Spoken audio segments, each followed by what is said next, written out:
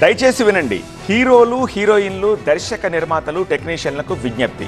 షూటింగ్లో ఎంత బిజీ ఉన్నా దాన్ని పక్కన పెట్టండి.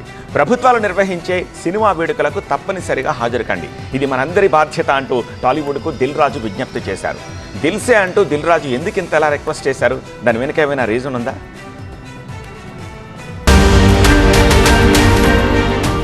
ప్రజాయుద్ధన ఒక గద్దర్ పేరుతో తెలంగాణ ప్రభుత్వం సినీ అవార్డుల ప్రధానోత్సవాన్ని హైదరాబాద్ హైటెక్స్ లో శనివారం నాడు గ్రాండ్ గా నిర్వహించింది. CM Revanth Reddy chief guest గా అటెండ్ అయిన ఈ వేడుకల్లో అవార్డులకు ఎంపికైన నటీనటులతో పాటు టాలీవుడ్ కు చెందిన అనేక మంది సెలబ్రిటీలు తళుక్కున మెరిశారు. తెలంగాణ ఫిలిం డెవలప్మెంట్ కార్పొరేషన్, రాష్ట్ర ప్రభుత్వం కలిసి నిర్వహించిన ఈ వేడుకల్లో అత్యుత్తమ ప్రదర్శన కనబరిచిన సినిమాలు, నటీనటులు, సాంకేతిక నిపుణులకు పురస్కారాలు అందజేశారు. ప్రశంసా పత్రంతో పాటు క్యాష్ ప్రైజ్ ను కూడా అందించారు. దాదాపు 14 ఏళ్ల తర్వాత జరిగిన ఈ ఈవెంట్ తో టాలీవుడ్ లో సందడి వాతావరణం నెలకొంది. అయితే తెలంగాణలో జరిగినట్లే ఏపీలో కూడా ఫిలిం అవార్డుల వేడుకను అక్కడి ప్రభుత్వం అంగరంగ వైభవంగా నిర్వహించనుంది.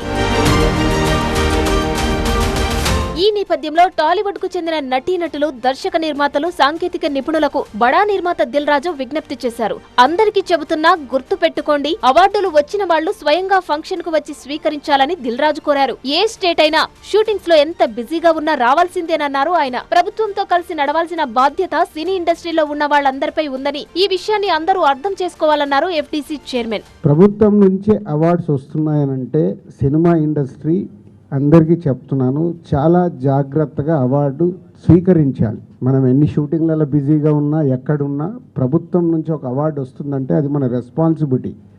గవర్నమెంట్తో జర్నీ చేయాల్సిన బాధ్యత సినిమా ఇండస్ట్రీలో ఉండే ప్రతి ఒక్కరిది. అయితే తెలంగాణ సర్కార్ వైభవోపేతంగా నిర్వహించిన గద్దర్ ఫిలిం అవార్డ్స్ ఫంక్షన్ కు అవార్డులు వచ్చిన కొందరు నటీనటులు, డైరెక్టర్లు, నిర్మాతలు, సాంకేతిక నిపుణులు హాజరు కాలేదు. తమకు వచ్చిన అవార్డులను కూడా స్వీకరించలేదు. దీన్ని దృష్టిలో పెట్టుకునే దిల్ రాజు ఈ విజ్ఞప్తి చేసి ఉంటారని టాలీవుడ్ వర్గాలు భావిస్తున్నాయి. భవిష్యత్తులో ఏపీలో జరగబోయే సినీ అవార్డుల ఫంక్షన్ కు కూడా వాళ్లు డుమ్మా కొట్టకుండా ఉండేందుకు ఆయన ఈ కామెంట్లు చేశారని భావిస్తున్నారు.